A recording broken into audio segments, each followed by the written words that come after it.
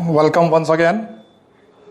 In the last video, we have already discussed about the topic correct form of the verb, as well as we have already discussed the very introductory tense, present indefinite tense. Today, we would just like to discuss about the next of the tense, present continuous tense. ध्यान दीजिएगा, हम लोग आज discuss कर रहे हैं correct form of the verb का दूसरा जो पार्ट है, जिसको हम लोग टेंस वाइज यहाँ कवर करेंगे, और ये टेंस होगा आज हमारा प्रेजेंट कंटिन्यूअस टेंस. इस टेंस में कोई भी कार्य कंटिन्यू में दिखाया जाता है, means any of the activity that is going on. कोई भी कार्य जो लगातार चल रहा होता है. ऐसे कई कार्य हम लोग अभी भी वर्तमान समय में देख सकते हैं जो लगातार चल रहे हैं. उन चलते हुए कार्यों को जिनके अंदर हमें कंटिन्यूटी को एक्सपोज करना है, हम लोग यूज करते हैं सब्जेक्ट, उसके बाद एचवी के रूप में इजारम आएगा, और उसके बाद आईएनजी फॉर्म का प्रयोग किया जाता है. इस इजारम प्लस आईएनजी फॉर्म के बाद में ऑब्जेक्ट और एज यूजुअल प्रीपोजिशनल ऑब्जेक्ट हम लोग लगा सकते हैं. जब भी हम बात करते हैं correct form of the tense, correct form of the verb की, तो प्रत्येक correct form of the verb के कुछ टाइम ऑफ एडवर्बियल्स हैं जो हमें एक इंडिकेशन करते हैं, जैसा कि पिछले वीडियो में हम लोग ऑलरेडी डिस्कस कर चुके हैं, कि ये टाइम ऑफ एडवर्बियल्स हम लोगों को बताते हैं कि इस रिक्त स्थान में ये टेंस का प्रयोग किया जाएगा. आज प्रेजेंट कंटिन्यूअस के जो टाइम ऑफ एडवर्बियल्स हैं वो हम लोग यहाँ पर काउंट करेंगे. आप बोर्ड पे उनको देख पाएंगे. ध्यान दें, प्रेजेंट कंटिन्यूअस टेंस के टाइम ऑफ एडवर्बियल्स हैं now, at this time, at present, eight this moment और स्टिल. फिर से सुने, now, at this time, at present, eight this moment और स्टिल. कोई भी कार्य जिसके अंदर हम लोग कंटिन्यूटी को एक्सपोज करना चाहें, हम उसमें जोड़ सकते हैं नाउ, अभी, एट दिस टाइम, इस समय, एट प्रेजेंट, वर्तमान में, स्टिल, अभी भी. ये जो शब्द आ रहे हैं टाइम ऑफ एडवर्बियल्स, ये हम लोगों को कंटिन्यूटी का सेंस देते हैं. एक बार हम लोग इन वाक्यों का प्रयोग करना सीखें, इसके बाद थोड़ा सा और डिस्कशन करेंगे. अभी राजनीतिक परिदृश्य में राजस्थान की राजनीति काफी गरमाई हुई है. कई ऐसे वाक्य हम लोग यहाँ ले सकते हैं जो हम लोगों को सीखने में मदद करें. राजस्थान के मुख्यमंत्री राज्यपाल के पास प्रस्ताव भेज रहे हैं. अब हम लोग इस वाक्य में ये देखें, अभी राजस्थान के सीएम गवर्नर को प्रस्ताव भेज रहे हैं, तो अभी जो सेंस आ रहा है इसमें हम लोग यहाँ यूज करेंगे. हमारे पास जो सेंटेंस दिया हुआ आता है वो सेंटेंस कुछ इस प्रकार का होगा, एट दिस टाइम, उसके बाद कोमा दी हुई रहती है. यदि हम लोग प्रीपोजिशनल ऑब्जेक्ट आगे लगाएं तो उसे कोमा से सेपरेट किया जाता है. यदि हम वाक्य के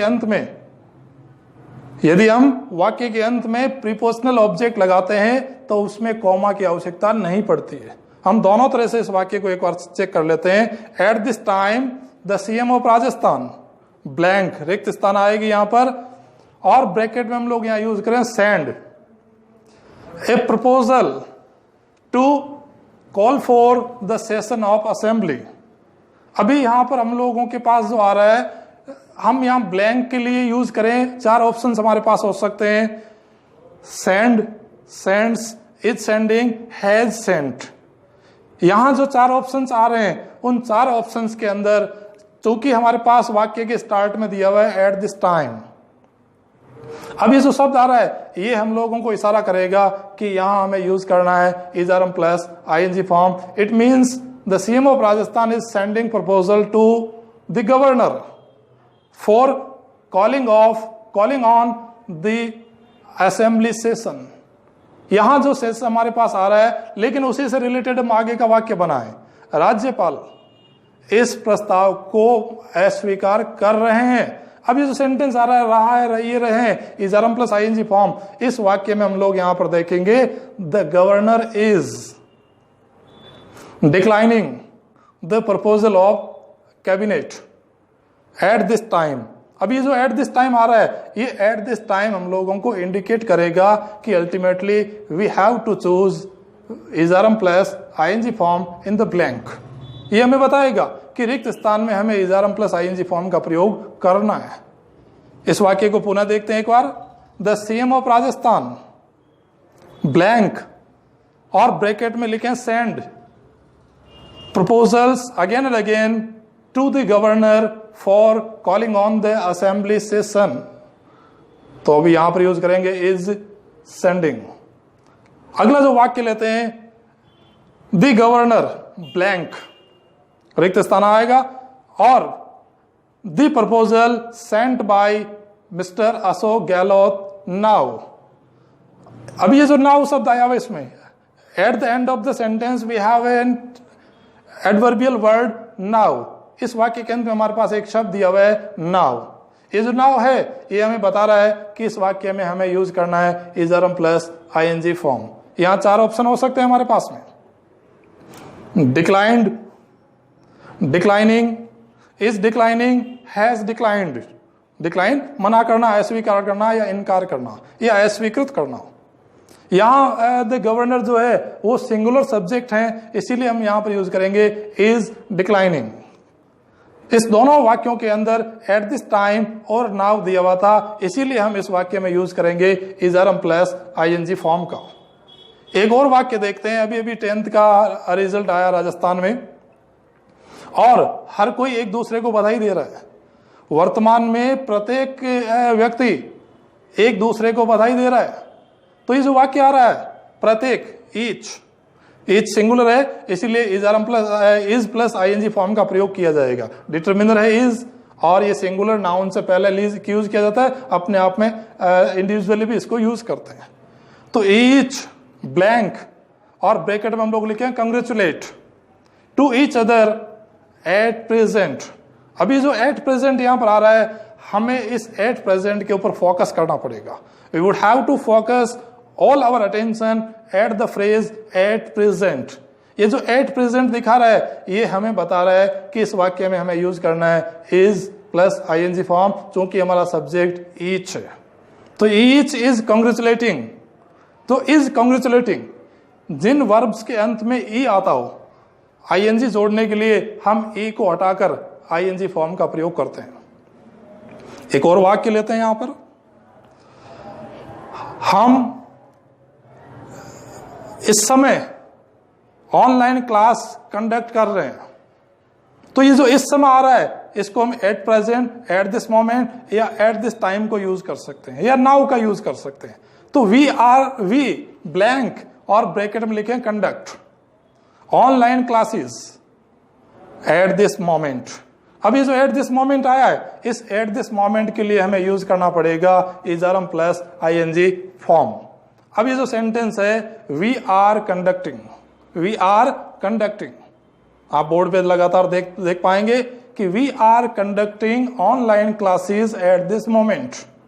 इसके अलावा आपने कुछ ऐसे वाक्य देखे होंगे या देखेंगे आप ऐसे कुछ वाक्य जिनका प्रारंभ लुक प्लस कॉमा से हो और उसके बाद सब्जेक्ट आता हो और सब्जेक्ट के बाद दिया हुआ हो रिक्त स्थान, या फिर वाक्य का प्रारंभ लेशन से हो।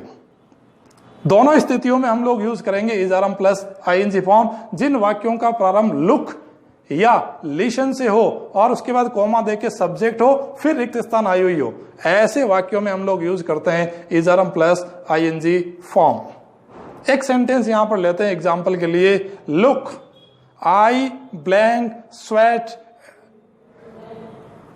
Blank full stop, SWEAT sweat और SWEET स्वीट, दोनों का प्रोनाउंसिएशन आप क्लियर करें। SWEAT मीन्स परस्पिरेशन, परस्पिरेशन पसीना। तो आई एम गेटिंग परस्पिरेशन या I am sweating at this moment या look I am getting sweating. दोनों स्थितियों में आपको यहां यूज करना पड़ेगा is are am plus ING form. फिर से एक बार चेक करते हैं वाक्य, आई एम स्वेटिंग, इस वाक्य का प्रारंभ में लिया हुआ है लुक, तो इसका पूरा जो सेंस आ रहा है वो फुल सेंस हम लोग यहां पर कवर करते हैं। Look I am sweating here, देखिए मैं यहां पर पसीना पसीना हो रहा हूं। ये जो सेंस आ रहा है इस सेंस में हमने वाक्य के स्टार्ट में देखा है लुक। एक और सेंटेंस देखते हैं जो लिसन से स्टार्ट हो। Listen what he is saying, सुनिए जो वह कह रहा है यहाँ वोट का जो अर्थ है वो रिलेटिव प्रोनाउन में जो का अर्थ लगाया जाएगा। ये दो वाक्यों को जोड़ने के लिए भी यूज किया जाता है और यहाँ ये वाक्य बनता है complex sentence. Listen what he is saying, सुनो जो वह कह रहा है। यहां जो हमारे पास शब्द आ रहा है लिसन व्हाट ही इज और सेइंग, ये जो वाक्य आ रहा है लिसन व्हाट ही और इसके बाद रिक्त स्थान आता है उसमें हम यूज करेंगे इज सेइंग। वहां चार ऑप्शन फिर से दिए भी हो सकते हैं, से, सेज, हैज सेड और इज सेइंग, या हो सकता है आर सेइंग या एम सेइंग। यहां हमें हमारे सब्जेक्ट के अकॉर्डिंग एचवी का चयन करना पड़ेगा। सिंगुलर सब्जेक्ट के साथ इज, प्लूरल सब्जेक्ट के साथ आर और आई के साथ एम का प्रयोग करते हैं। सामान्यतः यदि सब्जेक्ट वर्ब एग्रीमेंट का कोई रूल आड़े नहीं आता हो, कई बार ऐसी स्थिति आ जाती है कि हमें रिक्त स्थान के ठीक पहले कोई दूसरा सब्जेक्ट मिलता है, लेकिन correct form of the verb के फिर से सुनते हैं, यहां पर हमें रिक्त स्थान के ठीक पहले कोई ऐसा सब्जेक्ट मिलता है लेकिन कोई न कोई ऐसा नियम सब्जेक्ट वर्ब एग्रीमेंट का आड़े आ जाता है जो हमारे रिक्त स्थान को गलत बरवा देता है। सी एज वेल एज आई, अभी इसमें जो एज वेल एज जुड़ा हुआ है उसमें हमारी वर्ब जो लगेगी वो सी के अकॉर्डिंग लगेगी। ऐसे में हम लोग आई के हिसाब से एम का प्रयोग नहीं करेंगे। इस पूरे सेंटेंस को एक बार फिर चेक करते हैं। See as well as I blank, रिक्त स्थान आएगी यहां पर और यहीं से हमारा शुरू होता है message to the authority at this moment. अभी यहां पर जो अथॉरिटी एट दिस मोमेंट जो शब्द आया है उसमें हमारे पास चार ऑप्शन हो सकते हैं, is sending, are sending, am sending और सेंडिंग। यहां जो चार ऑप्शंस आ रहे हैं इन चार ऑप्शंस में से हमें रिक्त स्थान के ठीक पहले दिया हुआ है आई, और अधिकांश जो स्टूडेंट होते हैं या जो कॉमन कॉम्पिटिटर होते हैं वो यूज करते हैं यहां पर एम सेंडिंग। लेकिन हमें चेक करना पड़ेगा कि यहां पर दो सब्जेक्ट को जोड़ने के लिए एक लिंकिंग डिवाइस यूज की हुई है एज वेल एज, और ये जो एज वेल एज है ये हमें बताएगा कि हमें यहाँ पर यूज करना है फर्स्ट जो सब्जेक्ट है वो एक्टिव रहेगा, उसी के अकॉर्डिंग हमें यहाँ पर सब्जेक्ट यूज करना होगा। तो यहाँ हमारे पास अल्टीमेट जो एप्रोप्राइट आंसर होगा वो होगा is sending.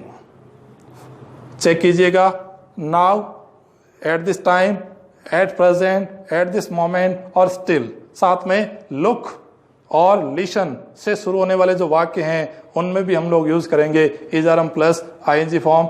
Tomorrow we would just discuss something about the third of the tense, present perfect tense. Till then, bye bye.